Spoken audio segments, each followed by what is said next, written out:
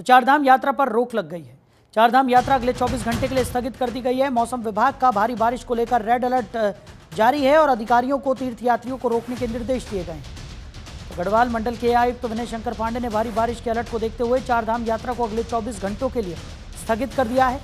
Police और प्रशासन के अधिकारियों को हरिद्वार, ऋषिकेश, श्रीनगर, रुद्रप्रयाग, सोनप्रयाग और विकासनगर में तीर्थयात्रियों को रोकने के निर्देश दिए गए हैं। मौसम विभाग ने भारी बारिश का रेड अलर्ट जारी किया है।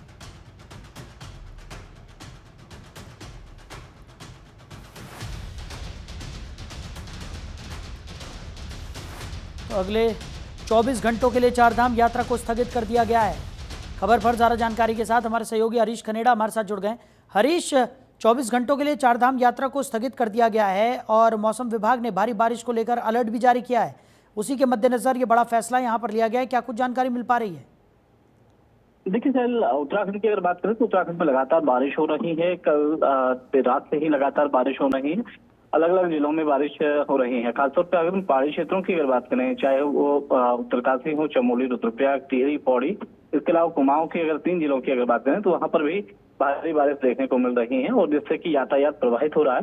न केवल यातायात बल्कि चारधाम यात्रा में भी काफी दिक्कतें हो रही हैं।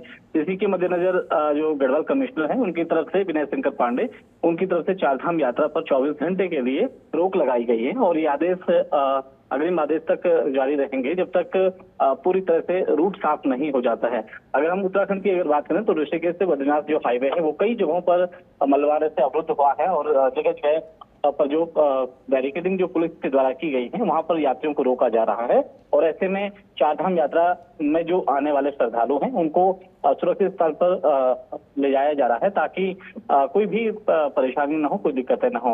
अगर हम रूट की अगर बात करें तो तमाम जगहों पर, चाहे वो सिरोबगढ़ हो, इसके अलावा नंदप्रयाग हो, कई जगहों पर खराब हुआ है और जाम जैसी स्थिति भी दिख रही है। इसी को ध्यान में रखते हुए ये आदेश जारी हुए हैं। सरकार की तरफ से बड़ा निर्णय लिया गया है कि 24 घंटे तक जो चारधाम यात्रा है उस पर रोक लगाई जाएगी। जी बिल्कुल हरीश, और जिस तरीके से सुरक्षा के लिहाज से बड़ा फैसला यहाँ पर ले लिया गया है, लेकिन बात करें चारधाम यात्रा की तो लगातार श्रद्धालुओं का जो जत्था है वो वहाँ पर चारधाम यात्रा के लिए पहुँच रहा है। ऐसे में खासा परेशानियों का सामना इस वक्त श्रद्धालुओं को करना पड़ रहा होगा क्योंकि जो चारधाम यात्रा है उसे स्थगित यहाँ पर 24 घंटे के लिए किया गया। इससे पहले भी हमने देखा था कि जब भूस्खलन हुआ था पैदल मार्ग पर तब भी यात्रा को बाधित किया गया था और ऐसे में काफ़ी ज़्यादा परेशानियों का सामना यहाँ पर श्रद्धालुओं को भी करना पड़ता है और प्रशासन के लिए भी कई चुनौतियाँ खड़ी हो जाती हैं।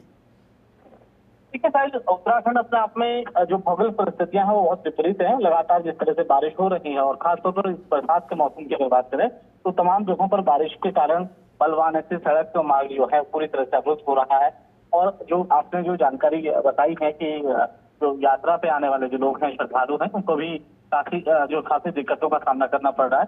जाहिर सी बात है क्योंकि जब रूट बंद होता है तो सभी जगहों पर यात्रियों को रोका भी जाता है और जहाँ पर खासतौर पर जो सरकार की तरफ से जो व्यवस्थाएं दी जा रही हैं, चाहे वो शौचालय की व्यवस्थाएं हो, खाने पीने की व्यवस्थाएं हो, तमाम रहने की जो व्यवस्थाएं हो, तो इस तरह की अगर व्यवस्थाएं लोगों को अगर मिलती है तो उन जगहों पर लोगों को रोका जाएगा और प्रशासन, जो जिला प्रशासन, उनकी ये जिम्मेदारी रहेगी कि ताकि जो श्रद्धालु हैं उन्हें किसी भी प्रकार से कोई दिक्कत ना हो।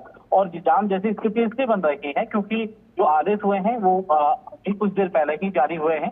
तो ऐसे में जो लोग निकल चुके हैं मॉर्निंग में, जो सुबह ही अपने आस्थाने से निकल चुके हैं, तो अब वो लोग रास्ते में हैं, उनको रोका जा रहा है। उनको इसलिए भी रोका जा रहा है तो जहाँ पर सुरक्षित जगह है वहां पर लोगों को ठहराया जा रहा है ताकि लोग खाने पीने और खासतौर पर उनको किसी भी प्रकार की जो समस्या है वो ना हो सके। तो इसी को ध्यान में रखते हुए सरकार ये निर्णय ले रही है कि अगले जो 24 घंटे तक है वो चारधाम यात्रा पर रोक लगाई जाएगी। हालांकि जेसीबी मशीन और तमाम जो मशीनें हैं वो लगाई गई हैं। पुलिस भी हर एक जगह पर है जहाँ पर रेंजर जो जोन है वहाँ पर पुलिस जो है वो वहाँ पर रोकी हुई है ताकि जो यात्री है उनको रोका भी जाए और जैसे कि बोल्डर वगैरह गिरने का खतरा या फिर लैंडस्लाइड होने का खतरा, इससे लोगों को बचाया जा सके। बिल्कुल, और हरीश, जिस तरीके से 24 घंटे के लिए फिलहाल इस यात्रा को स्थगित किया गया है, क्या अनुमान लगाया जा रहा है, क्या आने वाले समय में ये अवधि जो है वो और बढ़ भी सकती है क्योंकि मौसम विभाग की तरफ से तो लगातार भारी बारिश को लेकर अलर्ट जारी किया जा रहा है? देखिए, निश्चित तौर पर देखिए क्योंकि जिस तरह से मौसम विभाग की तरफ से रेड अलर्ट दिया गया है तो इसी को ध्यान में रखा जा रहा है क्योंकि नदियों का जो जल स्तर है वो बढ़ रहा है और खासतौर पर हम अलकनंदा नदी की बात करें, पिंडर नदी की बात करें या फिर गंगा नदी के किनारे रहने वाले लोग हैं, उनको भी विशेष तौर पर एहतियात बरतने के लिए कहा गया है। साथ ही साथ जिला प्रशासन, तहसील प्रशासन, पुलिस और एसडीआरएफ एनडीआरएफ की जो टीम है उनको भी सतर्क रहने के लिए कहा गया है कि किसी भी हाल में अगर आपदा जैसी स्थिति या हालात ऐसे बनते हैं तो वहां पर लोगों के लिए राहत और बचाव कार्य किया जाए। और सरकार का भी मानना है कि अगर ऐसी जगह ऐसी नौबत अगर आती है, ऐसी परेशानी अगर लोगों के सामने आती है तो उनको से ड्रॉपिंग यहाँ पर की जाएगी, पैकेट जो फूड पैकेटिंग है वो लोगों को दी जाएगी। और इसके अलावा जो जहाँ पर रूट है उससे सभी जगहों पर जेसीबी मशीन लगाए गए हैं, जो डेंजर जोन है वहां पर जेसीबी मशीन है, ताकि जो रूट है उसे समय से खोला जाए और लोग परेशान ना हो सके। और इसके अलावा चाहे वो गौचर हो, श्रीनगर हो या फिर अलग अलग जगह है जहाँ पर सुरक्षित स्थान है, खुले स्थान है, खुले आसमान के नीचे लोगों को रोका जा रहा है, वहां पर तंबू और टेंट की व्यवस्था की गई है और साथ ही साथ पहुंचाने की व्यवस्था वहां पर की गई है और खाने पीने जो रसद सामग्री है वो भी वहां पर उपलब्ध कराई जा रही है। जी चलिए हरीश, हमारे साथ जुड़ने के लिए, इन तमाम जानकारियों के लिए आपका बहुत शुक्रिया।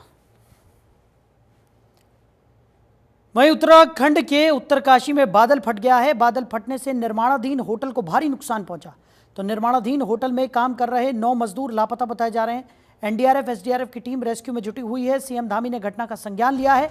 एक्स पर पोस्ट कर घटना पर दुख प्रकट करते हुए भी सीएम धामी नजर आए। तो मामले को लेकर लगातार अधिकारियों के संपर्क में हूं, ऐसा सीएम का कहना है। तो बड़कोट तहसील के यमुनोत्री क्षेत्र में भारी बारिश और अतिवृष्टि से नुकसान हुआ है। सूचना के अनुसार यमुनोत्री राष्ट्रीय राजमार्ग पर देर रात को बादल फटने की घटना हुई। बादल फटने से सिलाई बैंड के पास बड़ा नुकसान हुआ। साथ ही बादल फटने से निर्माणाधीन होटल साइट को भारी नुकसान पहुंचा है।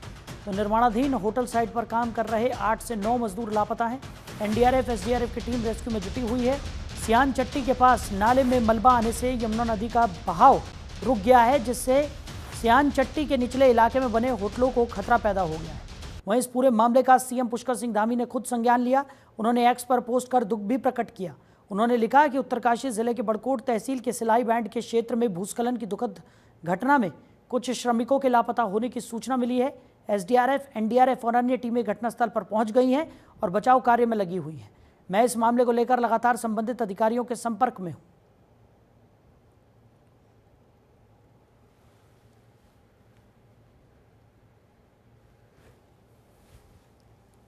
आज प्रातः 3 बजे के आसपास सूचना प्राप्त हुई है कि अर्ली मॉर्निंग में एक लैंडस्लाइड हुआ है। पालीघाट से लगभग 4 किलोमीटर आगे ये यमुनोत्री हाईवे है, सिलाई बैंड नाम की जगह है, जहाँ पे एक कुछ होटल का कंस्ट्रक्शन हो रहा था, अंडर कंस्ट्रक्शन। उसी के बगल से एक नया लैंडस्लाइड जोन डेवलप हुआ है, जिसमें पहले कभी नहीं रहा था, सेफ था। उसमें डेवलप हुआ है लैंडस्लाइड और उस नीचे की ओर आते हुए, होटल से नीचे की ओर आते हुए जो लेबर्स का शेल्टर था, शेल्टर या कैंप साइट, वो उसकी जद में आया है। तो इस लैंडस्लाइड की वजह से हमारा जो NH है वो लगभग अभी जो असेस किया है 10 मीटर के आसपास वो वॉश आउट हुआ है। और जो कैंप साइट थी नीचे लेबर्स की, जिसमें बताया जा रहा है 19 लेबर थे, उसमें से 8 या 9 लोग मिसिंग हुए। अभी एनडीआरएफ, एसडीआरएफ, पुलिस, रेवेन्यू का टीम मौके पे है, पीडब्ल्यूडी का टीम भी आ गया है। पालीघाट पे, सिलाई बैंड पे और ऊपर 2 लोकेशन पे रोड वॉश आउट नहीं हुई है, लेकिन मलबा आने की वजह से अभी बाधित है। तो लगभग 2 घंटे का समय लगेगा बाकी जगह रोड क्लियर करने में, परंतु जो वॉश आउट हुआ है 10 मीटर के एरिया, इसके लिए थोड़ा समय लगेगा। ये घटनास्थल बड़कोट से लगभग 20 किलोमीटर आगे है, सिलाई बैंड के पास में है। यहाँ पर एक होटल का निर्माण किया जा रहा था, जिसमें पास में ही मजदूर रहते थे, टेम्परेरी स्ट्रक्चर बना के। रात में लगभग 1 बजे के आसपास भारी अति वर्षा हुई और भारी वर्षा के कारण जो है मलबा आया और मलबे में पूरा बहने लगा। तो 29 लोग कुल थे, उसमें से 28 लोग थे। 28 लोगों में से बाकी लोग तो भाग गए, अभी भी 8-9 लोग लापता हैं। जो ही पता लगा, पास में ही पुलिस चौकी थी, तत्काल पुलिस के जवान और बाकी जो लोग थे राहत बचाव कार्य आरंभ कर दिए। और जनपद मुख्यालय से भी और एसडीआरएफ की, एनडीआरएफ की टीमें भी रवाना की गई हैं। मौके पर अभी लगभग 15 लोग काम कर रहे हैं राहत बचाव के, और बाकी लगभग 45 लोग रास्ते में हैं, क्योंकि रास्ता कई जगह बंद हो गया है, कई जगह रास्ता क्षतिग्रस्त भी हुआ है। तो जिससे राहत कर्मियों को वहाँ पहुँचने में विलम्ब हो रहा है।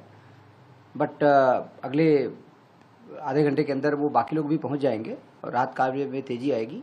जहाँ पे घटनास्थल हुआ वहाँ पे लगभग 10 फीट के आसपास मलबा जमा हो गया है, जिससे राहत बचाव कार्य में काफ़ी दिक्कत हो रही है। मशीनें नहीं जा पा रही हैं, मैनुअल काम करने में परेशानी हो रही है, बट लोग वहाँ काम कर रहे हैं।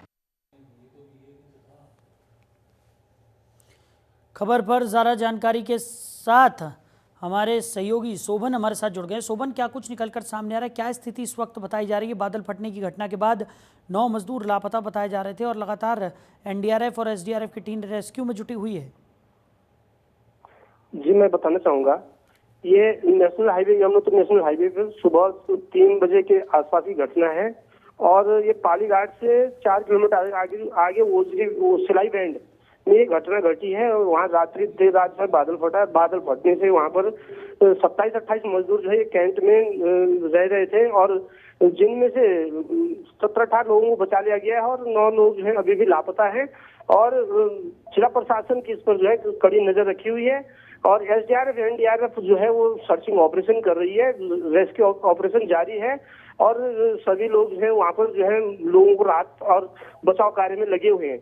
जहाँ तक बात बारिश की, अभी लगातार बारिश भी हो ही रही है, कहीं न कहीं जो है ये रेस्क्यू ऑपरेशन में जो है बाधाएं उत्पन्न कर रहा है और जो वहाँ पर जो एनएच विभाग है, एनएच विभाग भी जगह जगह से जो रोडें बंद पड़ी हुई हैं उनको खोलने का कार्य भी जारी है। जी बिल्कुल। और शोभन, अगर बात की जाए, जिस तरीके से बताया जा रहा था कि ये 9 मजदूर जो हैं उनका अभी तक फिलहाल कोई सुराग नहीं लग पाया है, लेकिन राहत और बचाव कार्य यहाँ पर एनडीआरएफ टीम की तरफ से लगातार किया जा रहा है और लगातार हो रही बारिश भी कहीं ना कहीं इस राहत बचाव कार्य में भी खलल डाल रही है।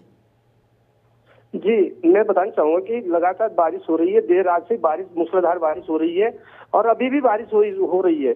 हम भी घटनास्थल पर मौजूद हैं और जो स्थिति है, रेस्क्यू ऑपरेशन वहां पर चल रहा है। बारिश भी बाधा बन रही है, 9 लोग जो मिसिंग हैं उनकी भी खोजबीन जारी है और देखना यह है कि कब तक जो है इन लोगों को हम रेस्क्यू कर पाते हैं या जो कोई ऐसी अनहोनी या कोई ऐसी घटना अभी फिलहाल नहीं मिली है, वो जो मिस है वो अभी उनकी खोजबीन हो ही रही है। जी चलिए शोभन, हमारे साथ जुड़ने के लिए, इन तमाम जानकारियों के लिए आपका बहुत शुक्रिया। उधर पहाड़ों पर भारी बारिश के अलर्ट को देखते हुए जनपद टिहरी गढ़वाल के देवप्रयाग विधानसभा क्षेत्र, कीर्तिनगर क्षेत्र, अलकनंदा और भागीरथी के जल स्तर पर सिंचाई विभाग नजर बनाए हुए है। बता दें कि पहाड़ी क्षेत्र में हो रही बारिश के कारण अलकनंदा और भागीरथी का जल स्तर बढ़ा हुआ है।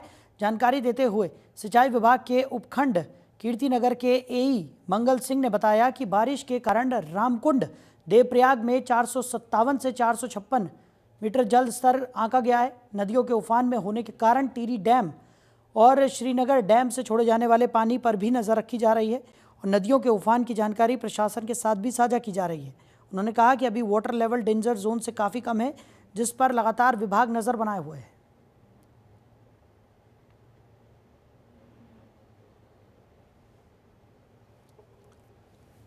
तो वाटर लेवल डेंजर जोन से अभी फ़िलहाल कम बताया जा रहा है, लेकिन लगातार प्रशासन की तरफ से नज़र बनाई गई है। अलकनंदा और भागीरथी का जल स्तर बढ़ता हुआ दिखाई पड़ रहा है, जिसके चलते अब पूरी सतर्कता यहां पर बरती जा रही है। जल स्तर पर सिंचाई विभाग पूरी नज़र बनाए हुए है और लगातार अपडेट्स प्रशासन के साथ भी साझा किए जा रहे हैं। आज जो गंगा अलकनंदा नदी का जो जलस्तर है और भागीरथी नदी का जो जलस्तर है वो बढ़ा हुआ है। हमारे इस उपखंड में जो गेज साइट है वो देवप्रयाग में है, रामकुंड में CWC की गेज साइट है वो। तो वहाँ से हम प्रतिदिन सुबह 8 बजे और 4 बजे उसका जो गंगा जी का जो लेवल है वो हम देहरादून केंद्र को, आपदा केंद्र को और टिहरी जो आपदा केंद्र है उसमें हम भेज देते हैं। आज इस देवप्रयाग में जो वार्निंग लेवल है गंगा जी का 462 मीटर है और डेंजर लेवल 463 मीटर रिकॉर्ड किया गया है। आज जो सुबह का जो हमारा लेवल हमने दिया था वो 8 बजे का 455.70 मीटर था और जो रेजिंग, जिसका ट्रेंड रेजिंग था। उसके बाद 4 बजे शाम को हमने जो इसका गंगा जी का जो लेवल आया है वो 457 मीटर आया है, जो 2 मीटर लगभग बढ़ा है, रेजिंग उसका ट्रेंड रहा है। और अभी जो 5:25 पे हमने जो रिकॉर्ड किया गया है CWC के द्वारा हमें बताया गया है, तो 456.60 इस समय जो लेवल है वो गंगा जी का है। थोड़ा सा फॉलिंग है इसमें इस समय। तो अगली खबर श्रीनगर से है, जहां रुद्रप्रयाग और पौड़ी की सीमा से होकर गुजरने वाला राष्ट्रीय राजमार्ग सिरोपगढ़ के पास 2 स्थानों पर मलबा पत्थर आने के कारण मार्ग बाधित चल रहा है। संबंधित कार्यदायी संस्था के स्तर से मार्ग को खोले जाने के प्रयास जारी है। पौड़ी गढ़वाल पुलिस के साथ उचित समन्वय स्थापित करते हुए इस क्षेत्र में वाहनों को सुरक्षित स्थानों पर ही रोका गया है।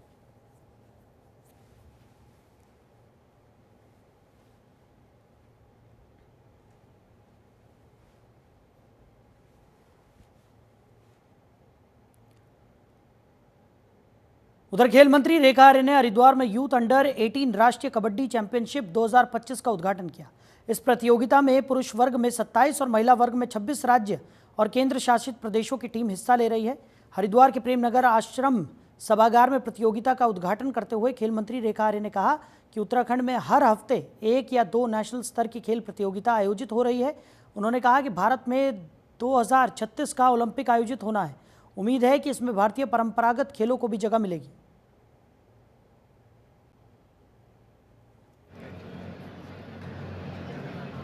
आज 29 राज्यों का अपने इस हरिद्वार जनपद में हो रहा है। मैं समझती हूँ कि 30th नेशनल गेम के बाद से हम जो देख रहे हैं वो ये देखने को मिल रहा है कि चाहे वो कबड्डी का नेशनल चैम्पियनशिप हो, चाहे वो कराटे का नेशनल चैम्पियनशिप हो या किसी अन्य गेम का चैम्पियनशिप हो, लगातार जो है अपने इस खेल भूमि उत्तराखंड में लगातार हो रहे हैं। कहीं हरिद्वार में हो रहे हैं, कहीं देहरादून में हो रहे हैं, कहीं गोलापार हल्द्वानी में हो रहे हैं, कहीं रुद्रपुर में हो रहे हैं। मैं समझती हूँ ये अपने आप में बहुत शुभ संकेत हैं कि हमारी ये जो देवभूमि में है वो खेल भूमि की ओर अग्रसर हो चुकी है। निश्चित रूप से इस प्रकार की प्रतियोगिताएं जो देश भर से बच्चे आते हैं उनके लिए एक सुनहरा अवसर होता है। वो आने वाली प्रतियोगिता के लिए अपनी तैयारी करते हैं। मैंने बहुत शुभकामनाएं दी है कि 2036 में हमारा देश जब ओलंपिक का आयोजन या मेजबानी करता होगा तो निश्चित रूप से यही प्रतियोगिताएं उनके टैलेंट को और परिष्कृत करने का काम करेंगे और वे प्रतिभागी बनेंगे। मेरी ओर से बहुत शुभ। उधर हरिद्वार में कांवड़ यात्रा की उल्टी गिनती शुरू हो चुकी है और उससे पहले जिला प्रशासन पूरी तरह मोर्चा संभाल चुका है। डीएम मयूर दीक्षित खुद सड़कों पर उतरे और हर की पौड़ी से लेकर बैरागी कैंप तक पूरे कांवड़ मार्ग का पैदल निरीक्षण किया। निरीक्षण के दौरान जहां भी अवैध अतिक्रमण मिला वहां बुलडोजर चलाया गया और व्यापारियों को सख्त हिदायत दी गई कि मेला शुरू होने से पहले सभी अतिक्रमण हटा लिए जाएं। यही नहीं, सड़कों पर पसरी गंदगी देखकर डीएम ने नाराजगी जताई और नगर निगम को तुरंत सफाई व्यवस्था दुरुस्त करने के निर्देश भी दिए। डीएम ने साफ कहा कि कांवड़ यात्रा में लाखों श्रद्धालुओं की संख्या होगी, ऐसे में व्यवस्था चाक चौबंद और स्वच्छता सर्वोच्च प्राथमिकता होनी चाहिए। प्रशासन का रुख अब साफ है। कांवड़ यात्रा कोई औपचारिकता नहीं बल्कि बड़ी परीक्षा है और इसमें किसी तरह की ढील या लापरवाही बर्दाश्त नहीं की जाएगी।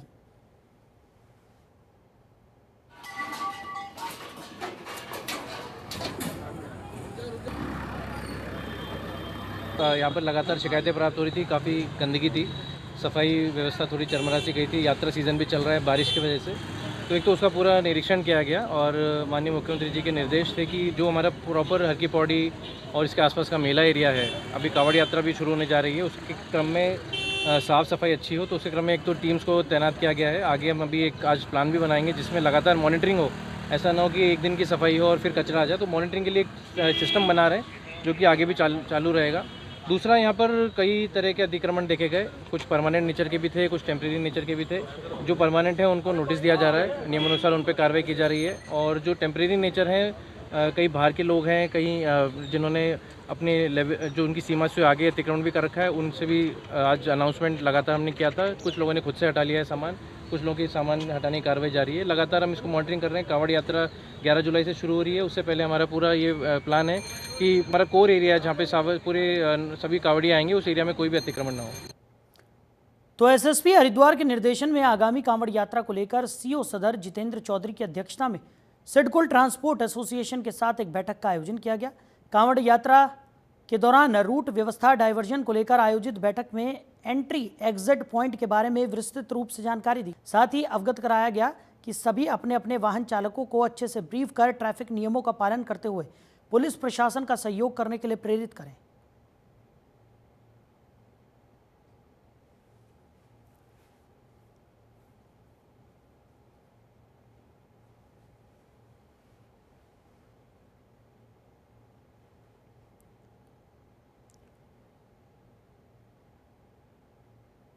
तो तो हल्द्वानी में 30 जून से 4 जुलाई तक आयोजित होने वाली अग्निवीर भर्ती की लिखित परीक्षा में शामिल होने के लिए हवाल बाग में भर्ती पूर्व प्रशिक्षण केंद्र से अभ्यर्थी रवाना हुए। ये सभी अभ्यर्थी जिला सैनिक कल्याण एवं पुनर्वास कार्यालय अल्मोड़ा द्वारा संचालित निःशुल्क प्रशिक्षण योजना के तहत तैयार किए गए हैं। सेवारत व सेवानिवृत्त सैनिकों और वीरांगनाओं के बच्चों को इस योजना के अंतर्गत सेना, नेवी, वायुसेना, अर्धसैनिक एवं पुलिस बलों में भर्ती हेतु प्रशिक्षण दिया जा रहा है। रवाना होते समय जिला सैनिक कल्याण अधिकारी कर्नल विजय मनराल ने सभी प्रशिक्षार्थियों को शुभकामनाएं भी दी। पहला कोर्स हमने 7 अप्रैल से स्टार्ट किया था, जो एक पायलट योजना के अंतर्गत था। 7 अप्रैल से 1 जून तक इसमें 16 बच्चे थे। ये 16 बच्चे अभी जो 30 जून को भर्ती हो रही है अग्निवीर की, उसमें मोस्ट ऑफ जो बच्चे हैं 14 या 15 बच्चे उसमें ये बैठेंगे और हो सकता है मैक्सिमम जो बच्चे हैं निकल भी जाएं, क्योंकि हमने उनको उसी हिसाब से ट्रेनिंग भी दी है। जो सेकंड कोर्स है वो 16 जून से स्टार्ट हुआ है अभी और 10 अगस्त तक चलेगा। उसमें से करीबन उसमें 14 बच्चे हैं।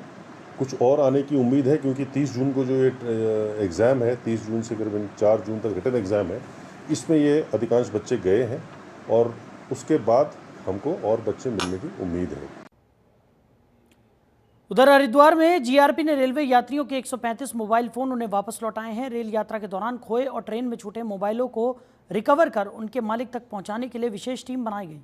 तो एसपी जीआरपी तृप्ति भट्ट ने हरिद्वार में करीब 22 लाख रुपए की कीमत के 135 मोबाइल फोन उनके मालिकों को सौंपे। खोया हुआ मोबाइल फोन वापस पाकर लोग भी खुश नजर आए। एसपी जीआरपी तृप्ति भट्ट ने बताया कि पिछले करीब 6 महीनों में जीआरपी एसओजी के द्वारा करीब 40 लाख रुपए की कीमत के मोबाइल फोन रिकवर किए जा चुके हैं।